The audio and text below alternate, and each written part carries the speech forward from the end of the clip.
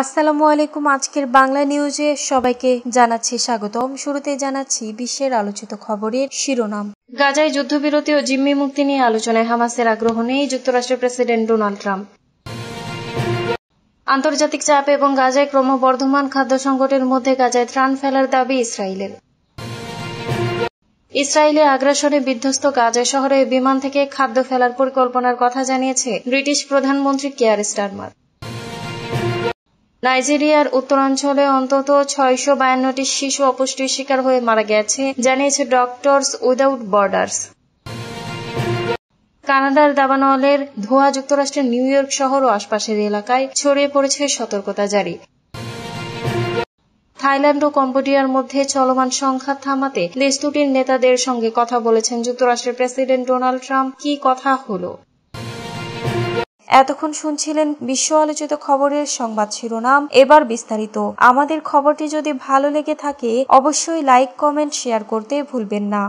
গাজায় যুদ্ধবিরতি ও জিম্মি মুক্তি নিয়ে আলোচনায় হামাসের আগ্রহ নেই ট্রাম্প। গাজায় যুদ্ধবিরতি ও জিম্মি মুক্তি নিয়ে আলোচনায় হামাসের আগ্রহ নেই বলে মন্তব্য করেছেন যুক্তরাষ্ট্রের প্রেসিডেন্ট ডোনাল্ড ট্রাম্প। তিনি বলেন, গাজায় নতুন যুদ্ধবিরতি ও জিম্মি মুক্তির বিষয়ে হামাস আসলে কোনো সমঝোতায় পৌঁছাতে চায়নি। যুক্তরাষ্ট্র ও ইসরায়েল কাতারে চলমান আলোচনা থেকে তাদের আলোচক দল প্রত্যাহার করার পর ট্রাম্প এই মন্তব্য করেন। যুক্তরাষ্ট্রের দূত স্টিভ উইটকফ বৃহস্পতিবার রাতে বলেন, সর্বশেষ প্রস্তাবের প্রতি হামাসের সারা ইচ্ছার ঘাটতি প্রকাশ করে। তিনি জানান, হামাসের হাতে আটক জিম্মিদের মুক্ত করতে বিকল্প উপায় বিবেচনা করা হবে। একই বার্তা দিয়েছেন ইসরায়েলের প্রধানমন্ত্রী বেনিয়ামিন নেতানিয়াহু। ট্রাম্পের মন্তব্যের হামাসের পক্ষ থেকে এখনো কোনো প্রতিক্রিয়া আসেনি, তবে এর আগে উইটকফের বক্তব্যকে নেতিবাচক ও অপ্রত্যাশিত বলে আখ্যা দিয়েছে তারা। হামাসের এক কর্মকর্তা জানান, তাদের জানানো হয়েছে ইসরায়েলের প্রতিনিধি দল আগামী সপ্তাহে দোহায় আলোচনায় ফিরছেন। উল্লেখ্য, যুক্তরাষ্ট্র, কাতার ও মিশরের মধ্যস্থতায় আলোচনায় অংশ নেওয়া সব পক্ষই স্বীকার করেছে ইসরায়েলি বাহিনী গাজা থেকে সম্পূর্ণ প্রত্যাহার, মানবিক ও ত্রাণ সরবরাহ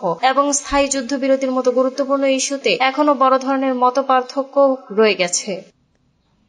আন্তর্জাতিক চাপের মুখে গাজায় ত্রাণ ফেলার দাবি ইসরায়েলের। আন্তর্জাতিক চাপ এবং গাজায় ক্রমবর্ধমান খাদ্য সংকটের মধ্যে ইসরায়েলি সেনাবাহিনী জানিয়েছে তারা সম্প্রতি মানবিক সহায়তা হিসেবে গাজা উপত্যকায় আকাশপথে ত্রাণ সরবরাহ করেছে। রবিবার ভোরে দেওয়া এক বিবৃতিতে ইসরায়েল ডিফেন্স ফোর্সেস গাজায় ত্রাণ ফেলার দাবি করে। বিবৃতিতে বলা হয়, এই এয়ার ড্রপে 7টি প্যাকেট ফেলা হয়েছে, যাতে ছিল ময়দা, চিনি এবং 3 জাত খাবার। এর আগে ইসরায়েল জানায় তারা জাতিসংঘের ত্রাণ বহরকে গাজায় প্রবেশ করতে দিতে মানবিক করিডোর খুলে দেওয়ার প্রস্তুতি নিচ্ছে। গাজায় আরো বেশি সহায়তা প্রকাশের দাবি এবং কয়েক মাস ধরে 2 মিলিয়ন মানুষের জন্য পর্যাপ্ত সরবরাহ না থাকায় গণ অনাহারের আশঙ্কার প্রেক্ষাপটে এই পদক্ষেপ নেওয়া হয়েছে। তবে ইসরায়েল গাজায় ইচ্ছাকৃতভাবে অনাহার সৃষ্টি করার অভিযোগকে মিথ্যা দাবি বলে উড়িয়ে দেয়। আইডিএফ এর বিবৃতিতে আরো বলা হয়, আন্তর্জাতিক সংস্থাগুলোর সহযোগিতায় এবং গাজার ত্রাণ কার্যক্রম তদারকির দায়িত্বে থাকা ইসরায়েলি সামরিক সংস্থা কোগাটের নেতৃত্বে এই এয়ার ড্রপ পরিচালিত হয়। সেনাবাহিনী একটি ভিডিও প্রকাশ করেছে যেখানে একটি প্লেনকে ত্রাণ ফেলতে দেখা যাচ্ছে বলে দাবি করা হয়েছে, যদিও এই ভিডিওর সত্যতা এখনো স্বাধীনভাবে যাচাই করা হয়নি। এদিকে ফিলিস্তিনি কর্মকর্তারা এই এয়ার ড্রপ সম্পর্কে এখনো কোনো মন্তব্য করেননি।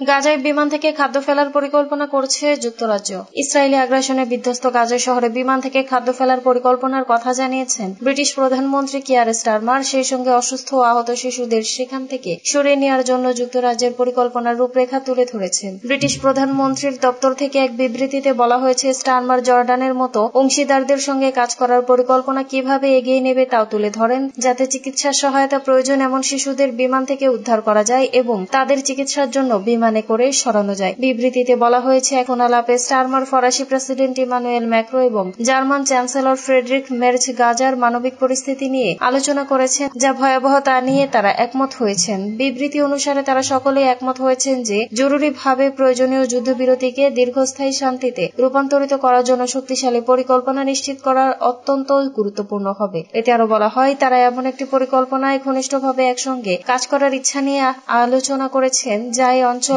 দীর্ঘমেয়াদী সমাধান এবং সুরক্ষার পথ প্রশস্ত করবে। জাতিসংঘের মহাসচিব অ্যান্তোনিও গুতেরেস গাজা উপত্যকায় ব্যাপক ইসরায়েলি সৃষ্টি দুর্ভিক্ষের প্রতি চোখ বুজে থাকার জন্য আন্তর্জাতিক সম্প্রদায়ের নিন্দা করার একদিন পর ইউরোপীয় দেশের এই আলোচনার খবর এলো। গুতেরেস এটিকে বিশ্ব বিবেককে চ্যালেঞ্জ করে এমন একটি নৈতিক সংকট বলে অভিহিত করেছেন। নাইজেরিয়ার উত্তরাঞ্চলে পুষ্টিহীনতায় 6 মাসে 652 শিশুর মৃত্যু। MSF।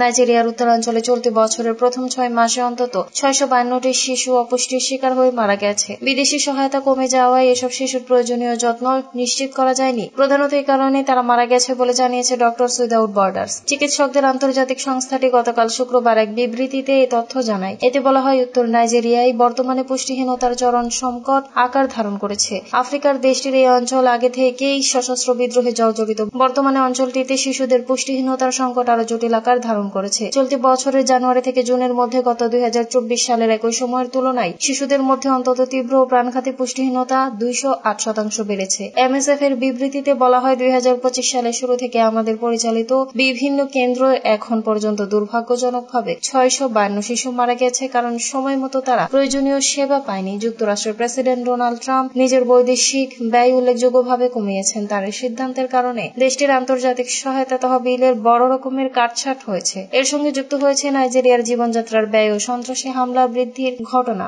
MSF এর নাইজেরিয়ার প্রতিনিধি আহমেদ আলদিখারি বলেন, যুক্তরাষ্ট্রের পাশাপাশি যুক্তরাজ্য ইউরোপীয় ইউনিয়ন থেকে আসা সহায়তাও কমে গেছে। এ কারণে অপুষ্টির শিকার শিশুদের সেবা ব্যাহত হচ্ছে।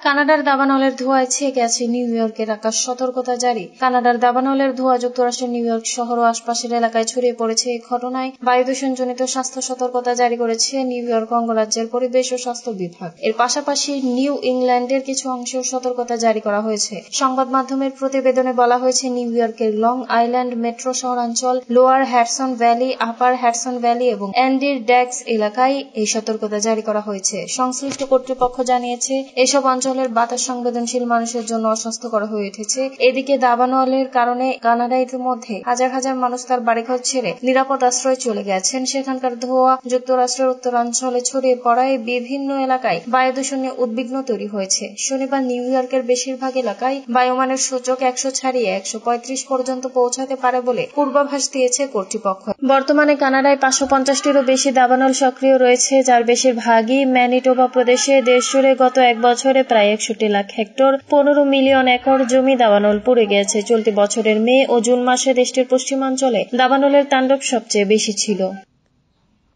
থাইল্যান্ড কম্বোডিয়ার প্রধানমন্ত্রীর সঙ্গে ট্রাম্পের ফোন আলাপ, কি কথা হলো? থাইল্যান্ড ও কম্বোডিয়ার মধ্যে চলমান সংঘাত থামাতে দেশ দুটির নেতাদের সঙ্গে কথা বলেছেন যুক্তরাষ্ট্রের প্রেসিডেন্ট ডোনাল্ড ট্রাম্প। শনিবার নিজের মালিকানাধীন সামাজিক যোগাযোগ মাধ্যম ট্রুথ সোশ্যালে তথ্য জানিয়েছেন তিনি। এদিনই সীমান্ত নিয়ে বিরোধের জেরে থাইল্যান্ড কম্বোডিয়ার সংঘাত তৃতীয় দিনে গড়িয়েছে। শনিবার স্কটল্যান্ড সফরে ছিলেন ট্রাম্প। ট্রুথ সোশ্যালে তিনি লেখেন, থাইল্যান্ডের সঙ্গে যুদ্ধ বন্ধের বিষয়ে এইমাত্র কম্বোডিয়ার প্রধানমন্ত্রীর সঙ্গে কথা বললাম। পরে আরেকটি পোস্টে মার্কিন প্রেসিডেন্ট লেখেন, এইমাত্র থাইল্যান্ডের ভারপ্রাপ্ত প্রধানমন্ত্রীর সঙ্গে কথা হলো, এটি খুবই ভালো আলাপচারিতা ছিল। কম্বোডিয়ার মতো থাইল্যান্ডও দ্রুত যুদ্ধবিরতি চাই। ওই পোস্টে ট্রাম্প আরও লেখেন, আমি বার্তাটি আবার কম্বোডিয়ার প্রধানমন্ত্রীর কাছে পাঠিয়ে দিচ্ছি। দুই পক্ষের সঙ্গে কথা বলার পর যুদ্ধবিরতির শান্তি ও সমৃদ্ধি স্বাভাবিক বলেই মনে হচ্ছে। শিগগিরই আমরা দেখতে পাবো। লড়াই না থামলে দুই দেশের সঙ্গে যুক্তরাষ্ট্রের বাণিজ্য চুক্তির অগ্রগতি হবে না বলে ইঙ্গিত দিয়েছেন ট্রাম্প। সীমান্ত নিয়ে থাইল্যান্ড ও কম্বোডিয়ার বিরোধ 100 বছরেরও বেশি পুরনো। গত মে মাসে এ নিয়ে নতুন করে উত্তেজনা দেখা দেয়। এরই ধারাবাহিকতায়